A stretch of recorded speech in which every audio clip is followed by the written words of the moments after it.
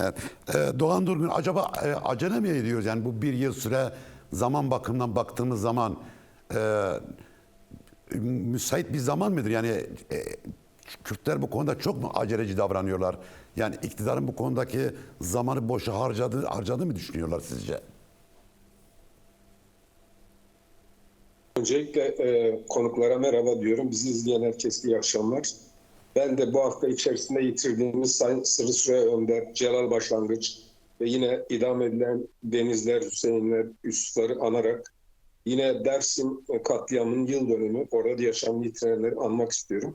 Aslında bu bahsettiğim bütün andığım şeyler Kürt sorunuyla birebir bağlantılı. Şimdi birinci çözüm sürecinde hatırlarsın Sayın Öcalan'ın Sırrı Süreyya Önder'e söylediği bir söz vardı. Eğer yasal altyapı çıkarılmazsa sizin adaya geliş gidişlerinizden dolayı ileride dava açılır, yargılanırsınız demişti. Nitekim bu öngörüsü gerçekleşmişti. Şimdi terörsüz Türkiye söyleminden barış süreci siyasallaşma koordinatörüne geçmek cümle olarak olumlu değerlendirebiliriz. Ama Türkiye'de şöyle bir sıkıntı var. Şimdi biz çözüm sürecine giderken aslında barış dikey bakış açısı değil, yatay bakış açısıyla mümkün. Yani karşınızdaki eşit olarak görürsünüz ve masaya otursun siz. Çözüme giderken, barış derken karşı tarafın temsil eden lideri, terörist örgüt lideri falan diye sıfatlarla nitelerseniz orada elbette bir çözümü çıkması zor. Şimdi elbette MHP ve AKP'nin süreç içerisindeki yaklaşımı, Kürtlerin beklentileri, erken mi, çok şey mi istiyoruz gibi söylemler gündeme getirmek mümkün. Şimdi benim bir gözlemim var.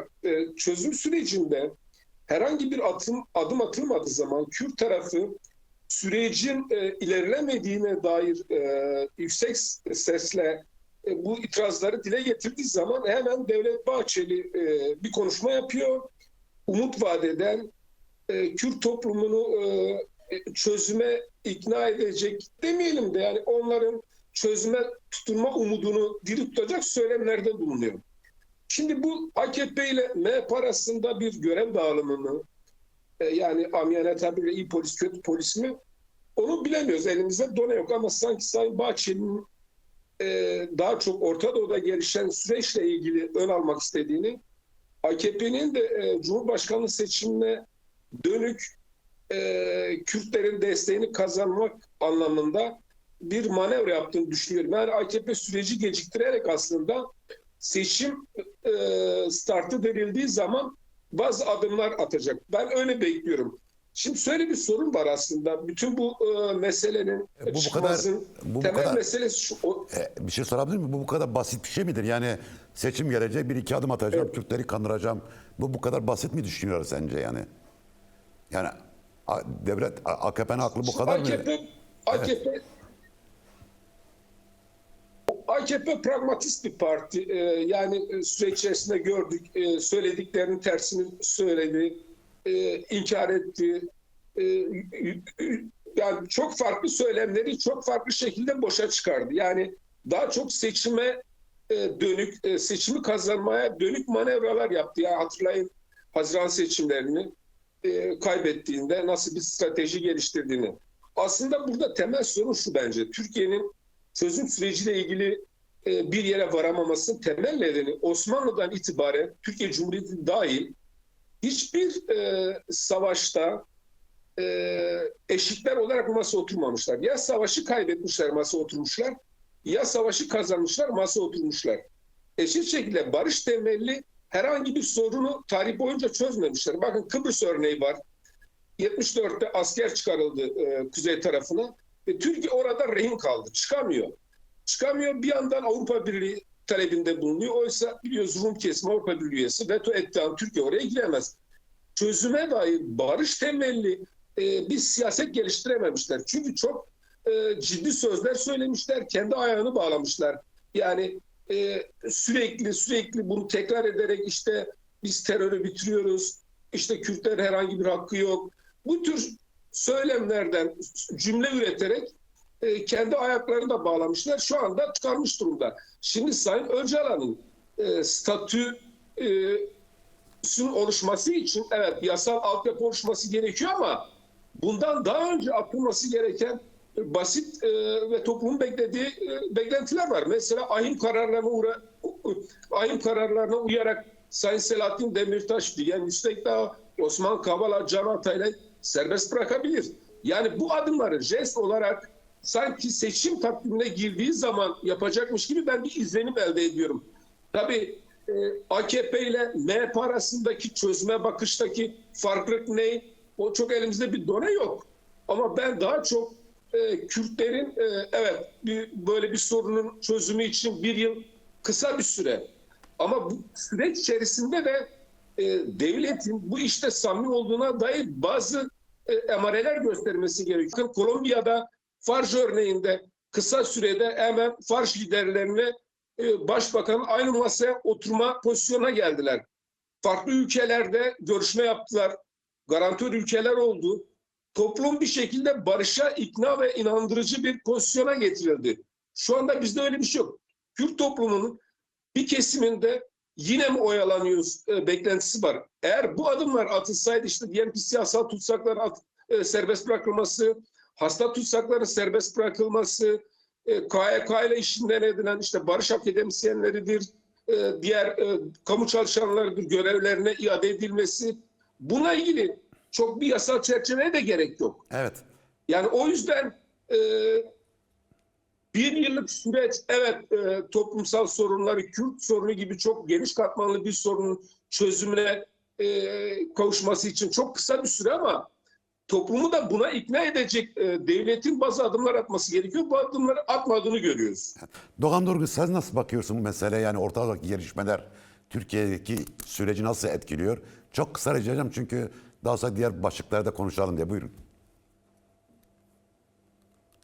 Çok kısa tutayım. Yani elbette Kürt sorunu sadece Türkiye'de ait bir sorun değil. Orta Doğu hatta dünyanın önemli sorunlarından biri. Bölgedeki gelişmeler, İran'daki savaşın devam etmesi tabii Kürtleri de pozisyon almaya itiyor. Biraz da belirsizlik olunca o pozisyonla ilgili görüşmeler de yapılıyor. Ama sonuç itibarıyla bölgedeki Kürt sorununun dinamikleriyle Türkiye'deki Kürt sorunun dinamikleri birbirleriyle bağlantılı. Yani birbirinin dışında tutamayız. O yüzden Türkiye kendi içerisindeki Kürt sorunu birinci çözüm sürecinde hatırlıyorsunuz Rojava sürecine bağlamıştı. İkinci çözüm sürecinde hatta SDG ile Colani hükümeti anlaşmayana kadar buradaki süreçle ilgili de herhangi bir adım atmamıştı. Ben AKP ile Bahçeli Erdoğan'la ilgili de şunu söyleyeyim. Yani süreç eğer gitmezse Bahçeli açığa çıkarsa sözleri iktidar kliğinde bir ayrılma yaratır mı, bir tahribat yaratır mı? Ben aslında Türkiye'deki siyasi süreçlere baktığımızda Türkiye'de medya yoluyla 3 günde bütün iklimin değiştirileceği, aslında biz çözüm istedik ama Kürt tarafı istemedi gibi bir havanın yaratılacağı ve bu işi yine çok rahatlıkla buzdolabına kaldırdık diyebilecek bir siyasi aklın olduğunu düşünüyorum. Evet. Bir başka nokta Bahçeli'nin sözleri. Bahçeli daha önce de söyledi. Demirtaş çıkmalı dedi. Herhangi bir adım atılmadı. Ahmet Türk belediye dönmeli dedi.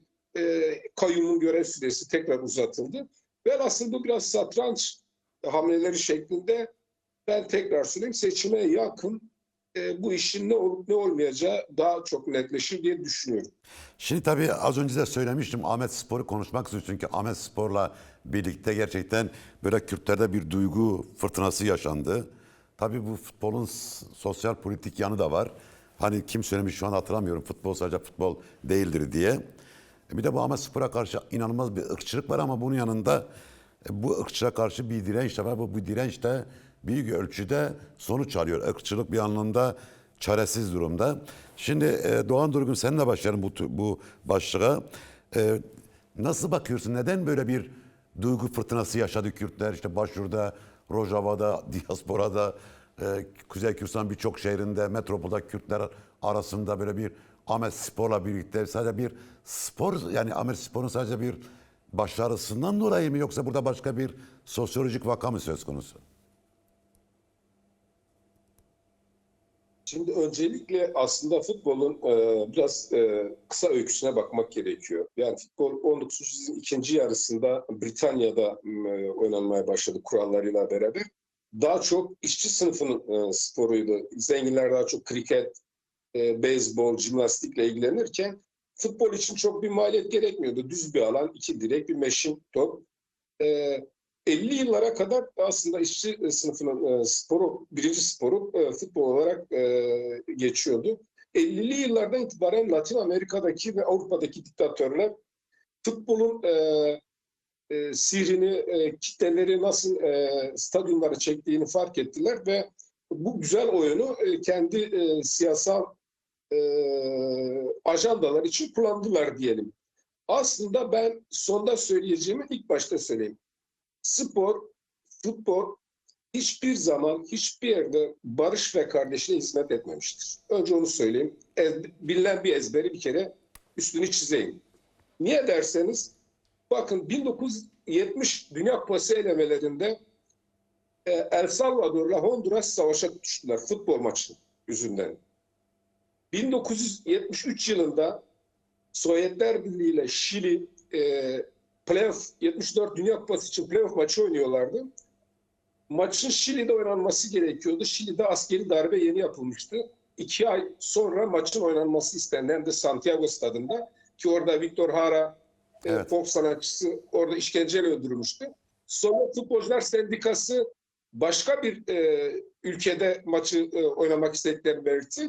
UEFA müsaade etmedi. Burada oynayacaksınız dedi. Sovyetler Birliği maça çıkmadı. Bakın ilginç bir şey. 74 yılında Brezilya'da bir askeri darbe oldu. Medici denen general devrildi. Yerine Geisel diye bir başka general getirildi. Bunun temel nedeni şuydu. Arjantin 78 Dünya Kupası'nı düzenleyecek ülkeydi ve önceki diktatör Arjantin'in televizyon altyapısının renkli yayınla Dünya Kupası'nı dünyaya yayınlayamayacağını, bunun altyapısının olmadığını söyledi. Askeri darbeyle devrildi, yerine getiren general ilk açıklamalardan biri Dünya Kupası'nı bütün dünya renkli yayınlayacağız. Teminatı vermek oldu. Çünkü futbol artık endüstrileşmeye başlamıştı. Reklamların renkli görünmesi, ciddi paraların döndüğü bir organizasyon haline gelmişti. Şimdi yine 1990 yılında Yugoslavya'da Dinamo Zagreb Kızılyıldız maçında çıkan, futbol maçında çıkan olaylar Yugoslavya'da bambaşka bir sonuca götürdü. Türkiye'de 67 yılında Sivas-Kayseri şehirler arasında savaş çıktı. Sadece futbolda değil. Yani spor artık siyasallaşmış bir şey, endüstrileşmiş bir şey ve milliyetçiliğin hakim olduğu bir alan. Bakın 36 Berlin Olimpiyatları Nazi Almanyası'na verildi ve Nazi Almanyası'nın iktidarda olduğu dönem Berlin Olimpiyatları yapıldı. Meksiko 1968 Olimpiyatlarında 200 metrede birinci ve üçüncü olan siyahi sporcular madalya töreninde siyah elleri yumruklarını kaldırıp Amerika'daki siyahi ırkçılığı protesto ettiklerinden dolayı madalyalar aynı gün ellerinden aldı, spordan men edildiler. Sovyetler Birliği dağılana kadar sadece bir olimpiyat Sovyetler Birliği'nde yapıldı. Şimdi buradan öncelikle sosyal medyayı çok görüyoruz. İşte Ahmetspor barış ve kardeşliğe hizmet eder. Ahmetspor'un böyle bir misyonu yok. Olamaz da. Bunun örneği de yok. Bakın dünya tarihinde sadece Çin ve Amerika arasında pimpon topu, masa tenisi, Nixon döneminde siyasi iletişim kurmak için sadece masa tenisiyle ilgili bir anekdot var. Onun dışında yok. Kürtler niye Ahmetspor'la Ama kısaca Şimdi, çünkü diğer katılımcılara da söz vereceğim. Yaptığın açıklama çok güzeldi. Çok harika bilgiler tamam. verdin. Evet. Şimdi Doğan Durgun, sen sözünü kesmişim. Sen bu konudaki görüşlerini merak ediyorum. Ahmetspor'la ilgili buyur. Yani Kürtlerdeki bu duygu fırtınasının nedeni. Öncelikle insanlar bir sevgilisi olur, ayrılabilir, evlenir, ayrılır, yeni biriyle evlenir. Ama takım değiştirmek bunlardan daha zor bir şey. Şimdi önce onu söyleyeyim. Türkiye'de aslında sosyolojik olarak Galatasaray, Fenerbahçe, Beşiktaş taraftarlığı yaygın. Bunun temel nedeni de aslında tarihsel sosyolojik bir neden yok. Türkiye toplumu kazanandan yana olduğu için, siyasetten de böyledir. Kazanandan yana olduğu için genelde işte şampiyon olan güçlü takımları tutar. Adanalıdır, Galatasaray'ı tutar. Tokatlıdır, Beşiktaş tutar. Bununla ilgili bir sürü örnek verebiliriz. Bunun hiçbir sosyolojik altyapısı da yok. Temel dediğim şey kazanmaya yönelik bir kültür. Şimdi bunun yanında aslında Ahmetspor'u özgün kılan temel şey Ahmetspor'un çok farklı bir kimlikle ortaya çıkması. Şimdi Türkiye'de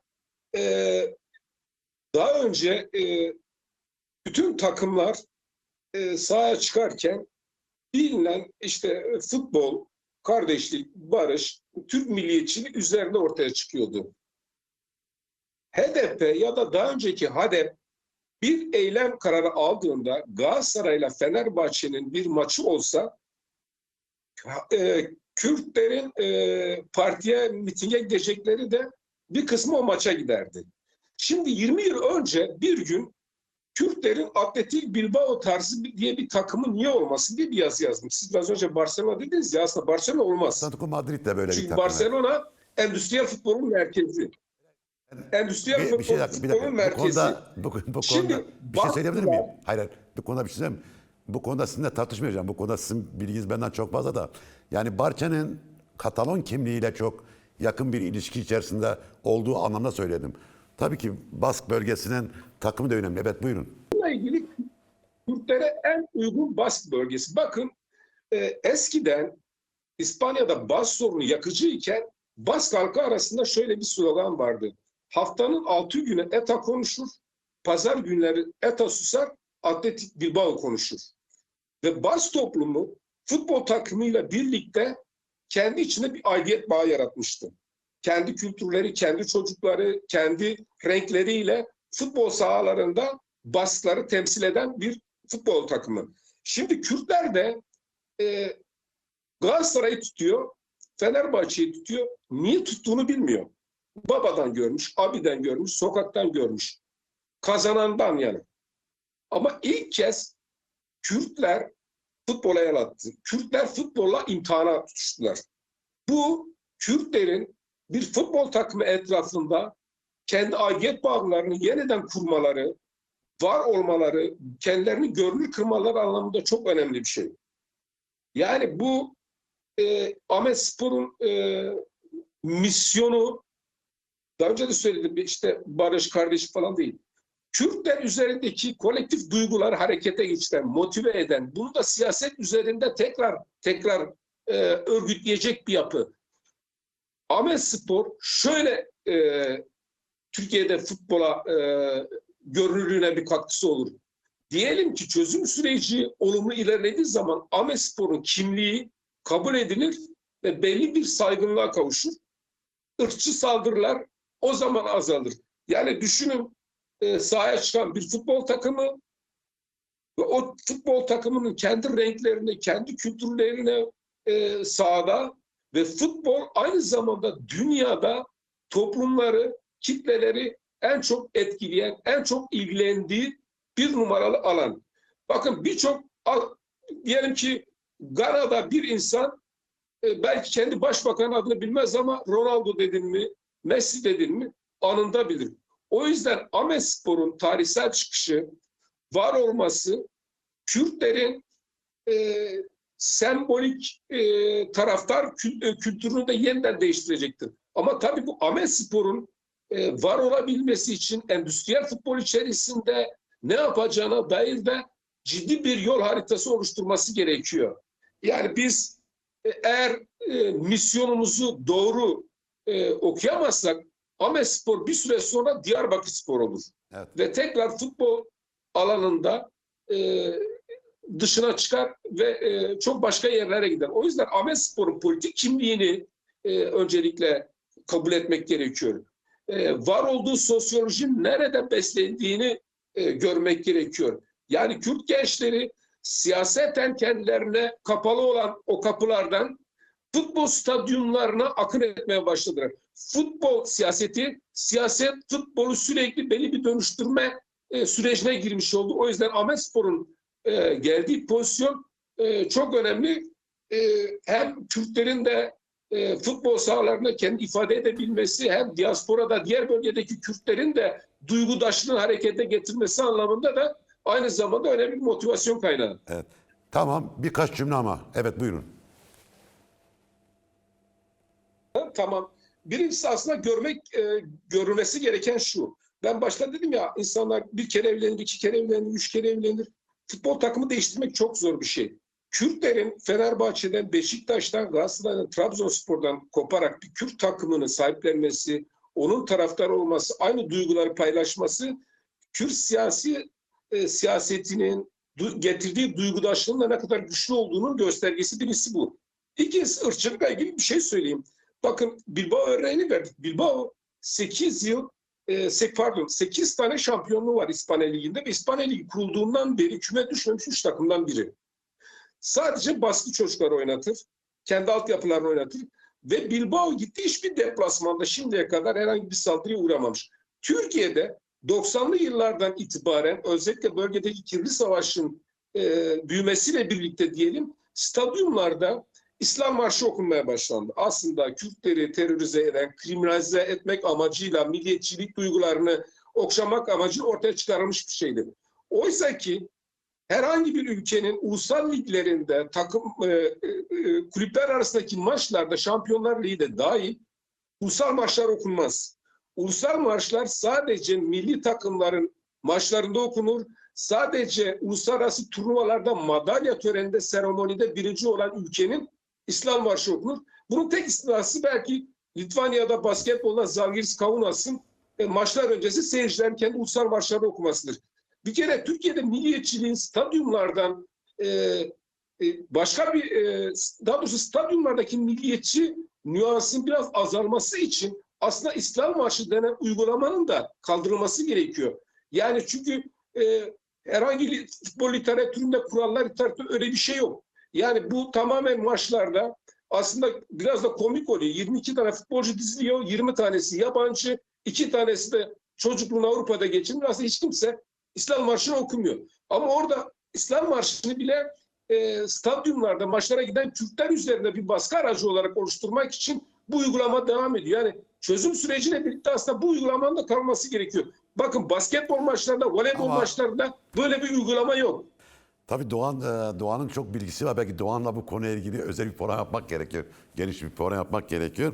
Gerçekten bu alan öyle çok... Bir ek yapabilir miyim? Yani Sevgili Cahit, bir vakit cümle varsa bir sadece. dakika. Bir cümle.